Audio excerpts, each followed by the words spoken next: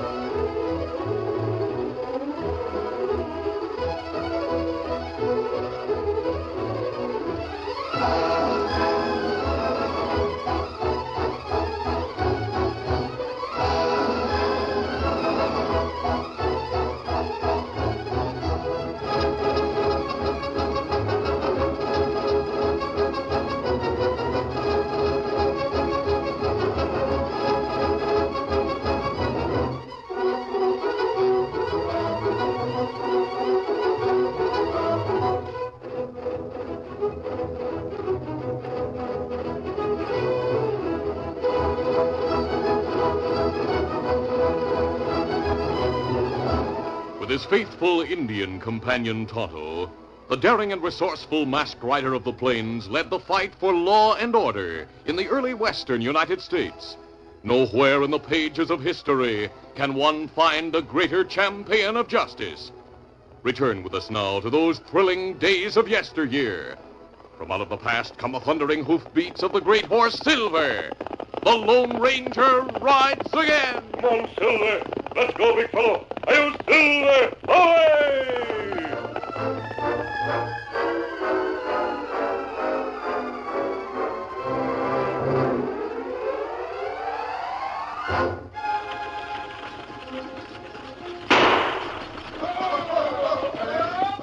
When a single shot heralded the arrival of wagons at Fort Adams near the Mexican border, it was evident that they had made the journey from Fort Rayburn safely. During the months prior, many trains had been attacked by the outlaw Kyle Ferris and his gang. After the latest arrival, Colonel Palmer, commandant of Fort Adams, was talking to young Lieutenant George Courtney. Yes, it's too bad they didn't send us those new rifles from Fort Rayburn on this last shipment. Perhaps there would have been an attack if they had. The only time Ferris and his gang seem to go after the wagon trains is when there are guns being carried. You're right, Lieutenant. It's almost as if the outlaws knew when gun shipments are made and by what route they're sent. What about those new rifles, Lieutenant? When is Captain Peacock shipping them from Rayburn? Oh, they're on their way here now, Colonel, in Pop Gary's wagon. What? Captain Peacock is sending a rifle shipment in that battered old wagon that Pop Gary owns? Oh, yes, sir. New gun shipment is a small one. Captain Peacock thinks no outlaws would figure our sending guns like that. Always trying to outguess the outlaws. He and his subtle planning. Lieutenant, Captain Peacock is a brave man, I know that. But I'm beginning to think he lacks good sense. You say the rifles have already left Rayburn? Yes, sir. Uh-huh. Pop Gary was to set off from the fort 3 days after we did, sir.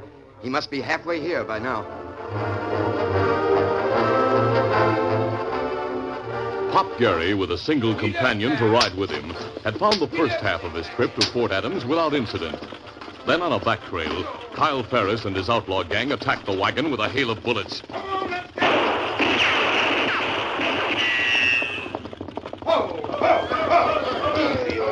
Ferris climbed into the rear of the wagon and found the rifles, which had been covered by pots and pans. Yeah, here are the guns. Just like we expected once we knew which way the wagon was heading. That poor captain at Fort Rayburn trying to fool us. He'll never learn. That captain will never learn.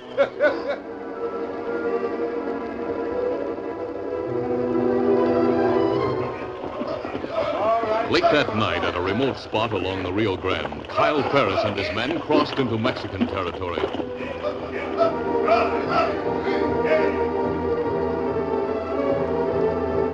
Before dawn, he transferred the stolen gun shipment to the Mexican outlaw Ignacio Gonzalez, known in his country as the Hawk.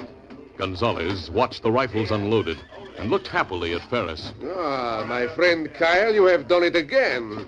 It gives me great satisfaction to pay you gold for this gun. And it gives me satisfaction to get the gold. You and your men will be able to do a lot with these rifles, Gonzalez. During the next weeks, Gonzalez, the Hawk, became the scourge of all Mexico. He and his men, armed with new rifles, attacked estates and towns, and finally a garrison of federal troops. The raid was a success, and the man had become the greatest menace in Mexico. Look what we have done now. Soon we will take bigger garrisons, and who knows? If my friend Kyle continues, I shall be the leader of all Mexico. Then after that, we take back Texas. Oh, the future is bright.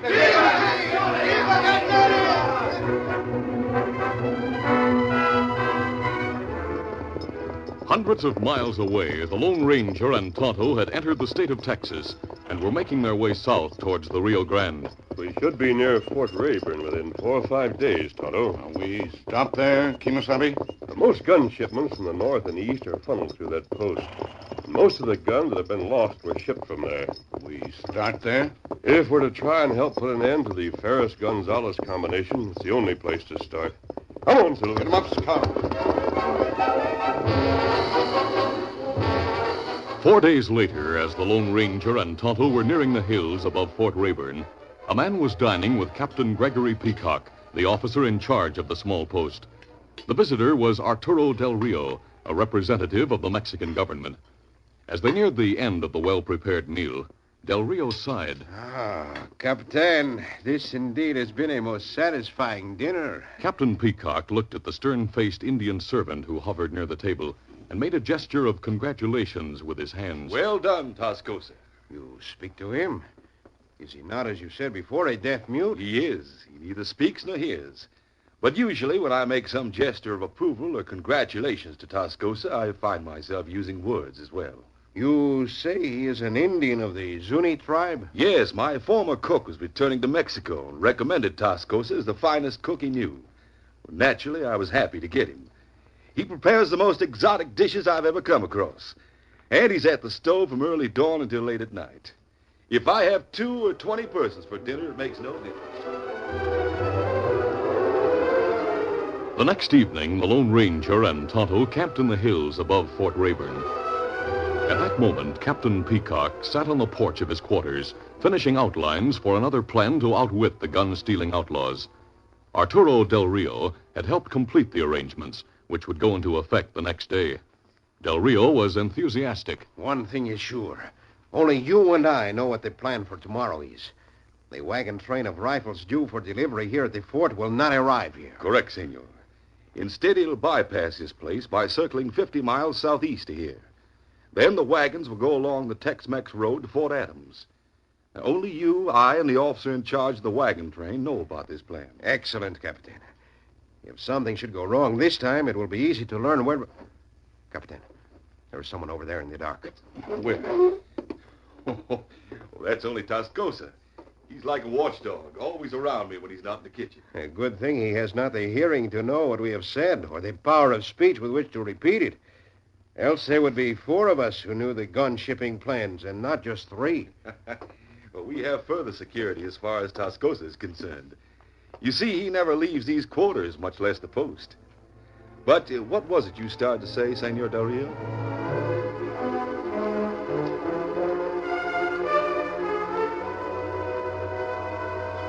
The Lone Ranger and Tonto awakened at dawn next morning.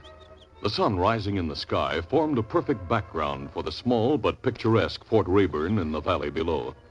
Smoke was beginning to pour from the chimney of one small structure, and its spiral upward compelled attention. Tonto, there's something beautiful about smoke like that in the early morning. It's as if... Kimasabi. Watch smoke. Watch close. Yes, Tonto, I see what you mean. The smoke is going upward in spurts. Long, short, long. Those are smoke signals. Not right. They have telegraph instruments in Fort Rayburn. Why do they use smoke signals? Me not know, Kimasabi. It's peculiar. We know the gun shipments are usually lost after they are sent from Fort Rayburn. I wonder if it's possible that someone inside the fort is a traitor. You mean someone send message about guns by smoke? That was my thought. I think it might set us clear on that point if we go to the fort at once. We'll learn then whether or not there's reason to be suspicious.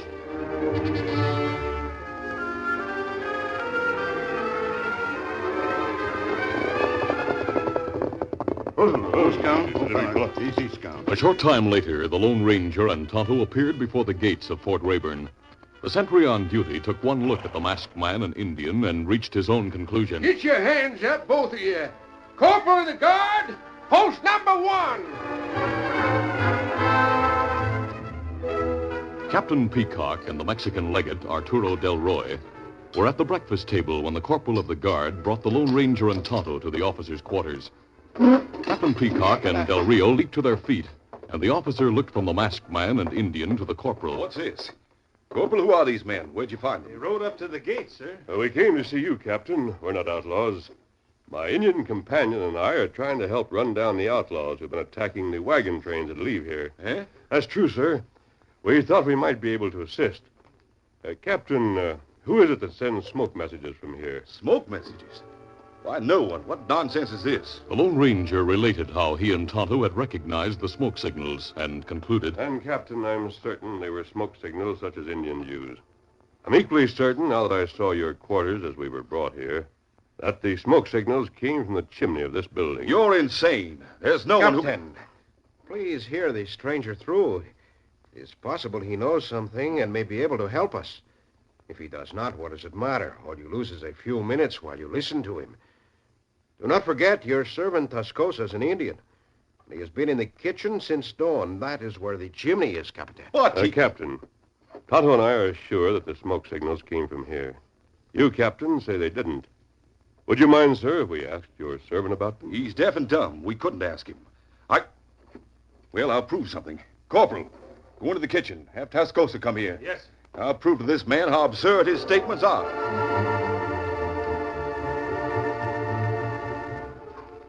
A few minutes later, the corporal returned to the room leading the Indian, Tascosa. The captain spoke with a note of disdain in his voice to the Lone Ranger. This is my cook and servant, Tascosa. The only one who's been in my kitchen this morning. He's a deaf mute. We exchange ideas and pantomime using gestures. We use the signs used by the Zuni Indians. And since Tascosa is a Zuni... No, him not Zuni Indian. Me know by clothes him wear, and by beads on shirt. Him from Mexican tribe. This is most interesting, Capitan. You have told me it was a Mexican who suggested Tascosa for the position he holds with you. I know that. Of course, I know nothing about Indian tribes. I'm from Georgia, and I haven't been here long. But nevertheless... Captain, did you notice the second button on Tascosa's shirt? No, why should... The captain gasped as he saw Tascosa raise his hand instinctively to finger the button on his shirt. He's not deaf, Captain. That little trick of mine proved that. Didn't it, Tascosa? Tascosa, you're able to hear. You gave yourself away by reacting to what this masked man said. I hate to intrude again, Captain. But this Tascosa, he listened to all we said last night about today's gun shipment. I was just thinking of that. It's no secret, Captain, that gun runners have stolen arms from the wagon trains that leave this fort. If this Indian Tascosa had the information about routes and times and conveyed the information to Confederates by smoke signal... That's enough. Corporal, keep watch on Tascosa for a moment. Yes.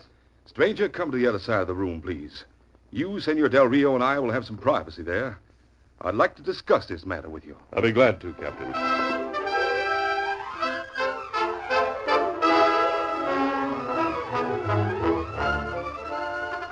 The curtain falls on the first act of our Lone Ranger adventure. Before the next exciting scenes, please permit us to pause for just a few moments.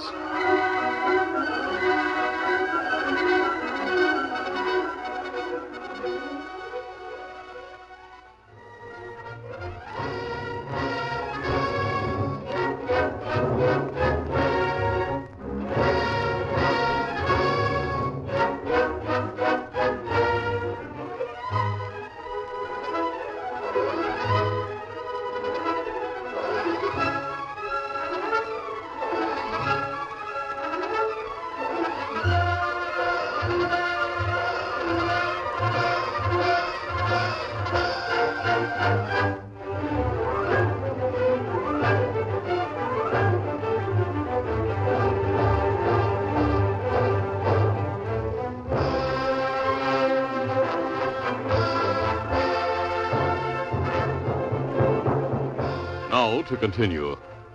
Captain Peacock asked the masked man to identify himself.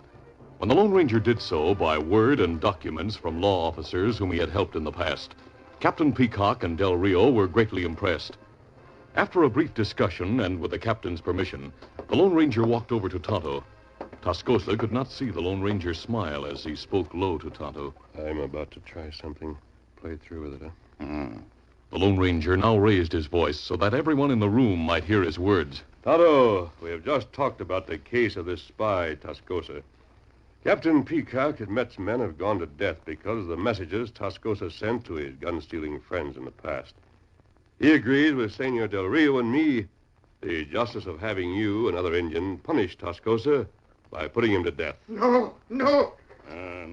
When me do this, Kimasabi? This moment, here in this room. Me do it. Tascosa's eyes became wide with fright as Tonto approached, knife hand raised high.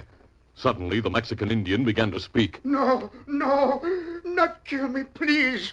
Not fair to kill. All right, Tonto, that's all. There you are, Captain.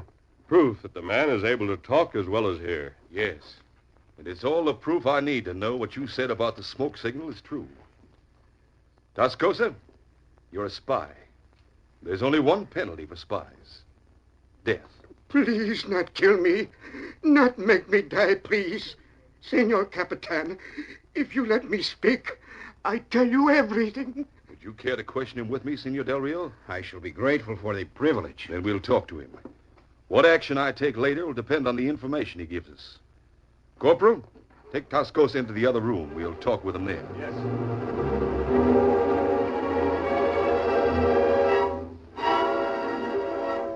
After talking to Tascosa, Captain Peacock and Arturo Del Rio returned to the main room and told the Lone Ranger what the Indian had revealed. He told us everything. You were right about the smoke signals. He listened to my talk about gun shipments and relayed the information to a lookout in the hills. It was a very simple code they had. Yes, a prearranged code. Simple spurts of smoke from the chimney were all the outlaws needed to know the plans for shipping guns. After sending Tascosa to the guardhouse, Captain Peacock spoke ruefully to the other men. We were too late to keep him from getting his message to Confederates about tonight's shipment. Kyle Ferris probably knows about it by this time. There must be something you can do, Captain. Yes, there is. I'll send a telegraph message to Colonel Palmer at Fort Adams and tell him what happened. It may mean my transfer later, but... Perhaps he will send men from Fort Adams eastward along the Tex-Mex road. I'm going to request that. Meanwhile, I'll take my men south to Tex-Mex and follow the main road west. If and when the outlaws attack, we'll be on both sides of them. This is our great chance to catch Ferris. You'll get both him and Gonzalez if you let me do something. Gonzalez, too, you say? Yes. It'll involve the use of soldiers on both sides of the border, but not as openly as you'd planned on this end, Captain. Well, what's your idea? I'd like to hear it. The Lone Ranger outlined a plan to which both men agreed. When he had finished outlining it, Captain Peacock said, You'll be in great danger. But if you get away with it... Tonto and I'll try, Captain. Then count on my help. The Mexican army will be happy to assist you in your plan also. I shall make certain of that within a matter of minutes. Thank you, sir. Captain, if you'll let me have the letter you promised, I'll take Tonto and we'll set off for the town of Tex-Mex at once. Will the wagon train be there tonight? Yes, I'll give you orders to the lieutenant in charge of the shipment. Then I'll send a telegraph message to Colonel Palmer.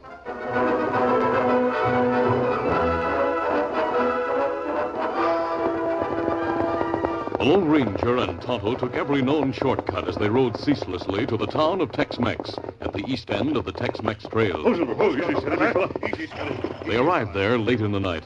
The Lone Ranger, after some interruptions by guards, found himself before Lieutenant Courtney, leader of the train. He gave Lieutenant Courtney, who was dressed in civilian clothes, the letter from Captain Peacock. When Courtney read the lengthy orders, he was puzzled but agreeable. It says here that Colonel Palmer agreed to this. Yes, he did. By telegraph, after Captain Peacock and Senor Del Rio made contact with him. It's what I think you soldiers call a calculated risk. Yeah, but I wouldn't calculate to risk breaking my back like you and Tonto are going to do. You'll be in those wagons covered by those guns for at least an entire day, mister. Yes, I realize that. Just tell your men when they pack the guns on top of us to give us breathing space. Yeah.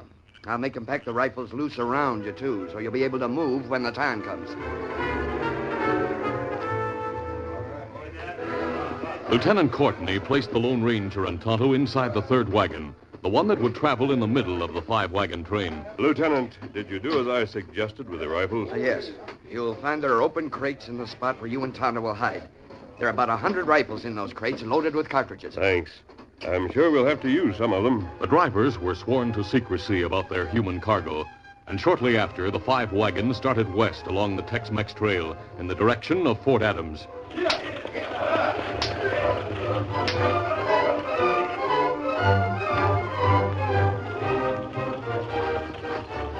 Kyle Ferris and his outlaws attacked the train late in the afternoon at the most isolated spot along the seldom-traveled road. There was only token resistance by the drivers of the wagons, and Ferris, now that another raid had succeeded, gave orders. Ho, ho, ho! Don't kill the drivers. They were smart enough not to fight back. So just tie them up, gag them, leave them in the bushes. Now we'll cross the Rio after sundown at the spot below Badero.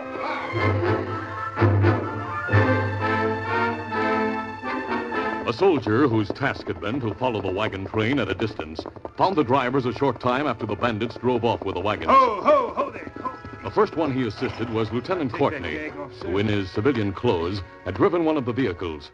Courtney, released, was jubilant. Thanks. Masked Man's plan is working so far. We'll ride over the hill to the telegraph wires, cut in on them, and get a message to Fort Adams.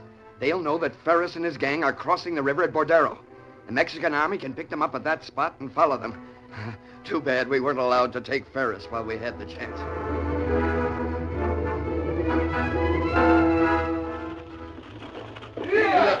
When darkness fell, Kyle Ferris and his outlaws guided the 5 wagons through a shallow crossing and headed southward on Mexican soil. They were on a road that led into the mountains, and as they passed, a man emerged from the underbrush nearby. He was a Mexican soldier, and he ran to where he'd left his horse earlier in the evening, mounted and rode away. Andale!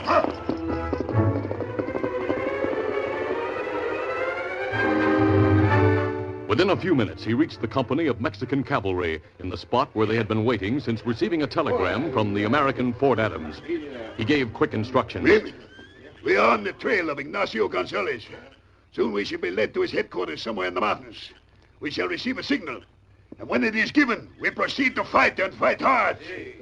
I have given you instructions about not clashing with the Americanos who lead us to the Hawk.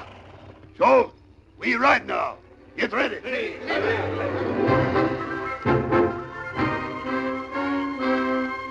Outlaw Gonzalez, the Hawk, laughed happily as his American counterpart, Kyle Ferris, led the stolen covered wagons into the Mexicans' mountain hideaway. Oh, my friend Kyle, you have done it again. This time, even more better. There are guns in all the 5 wagons. In all 5 of them. But before we look at them and unload them, let's have some drinks, huh? It's cold here in these mountains. But certainly we drink, my friend. Pancho, Jose, tequila, plenty tequila. We celebrate getting the guns that make Ignacio Gonzalez the leader of all Mexico.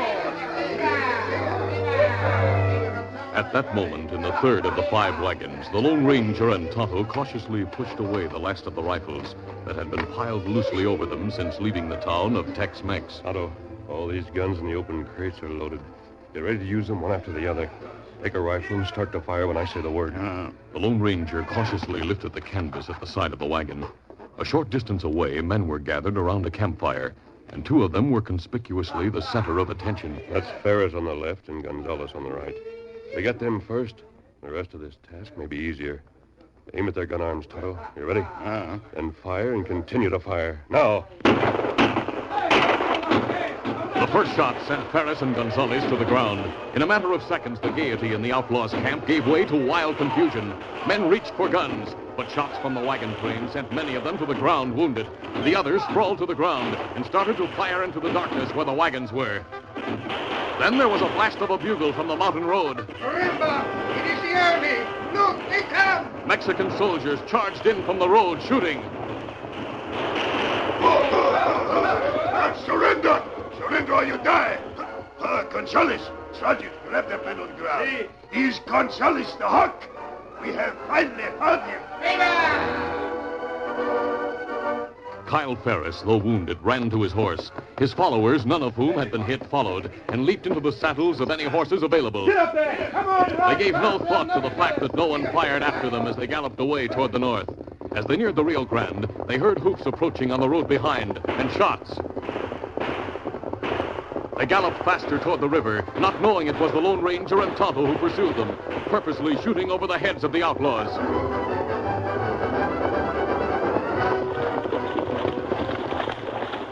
The shot ceased as the American outlaws crossed the shallow river and rode onto Texas soil. Oh, boys, we made it.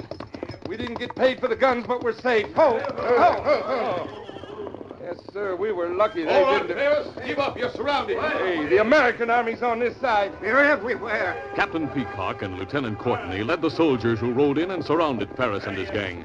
2 soldiers at the rear of the ranks rode down to the river. One of them led the great white horse Silver, and the other led Scout. Peacock faced Kyle Ferris. You haven't a chance, Ferris. If you reach for a gun... No, I'm not reaching. Neither my men. We surrender. I'm wounded. I need a doctor. The outlaws surrendered meekly. Oh. As they did, the Lone Ranger and Tonto crossed the river onto the American side. They dismounted to get astride their own horses. One of the outlaws saw them and spoke. Kyle, those were the hombres who rode after shooting. There's only 2 of them. I thought there was an army. Oh, what's the difference? The army has us here. Yes, thanks to those 2 men. A masked man is the reason we caught you, Ferris, and the reason the Mexican army captured Gonzales. What?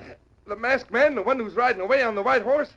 How could that be? Who is he? Well, when your wound's been treated, we'll tell you everything before you go to prison. Oh. As to who he is, I'll tell you that now.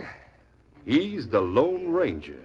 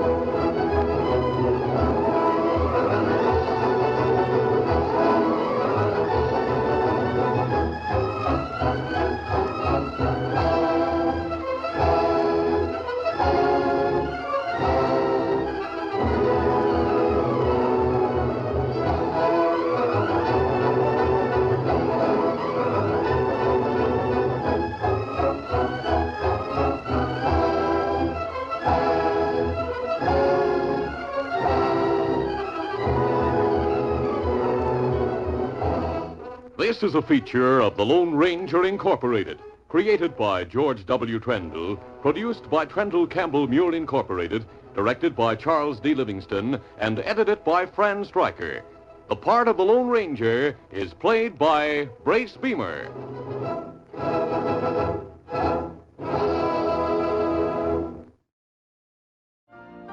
You've been listening to the OTR Gold Network. Find more classic radio at otrgold.com.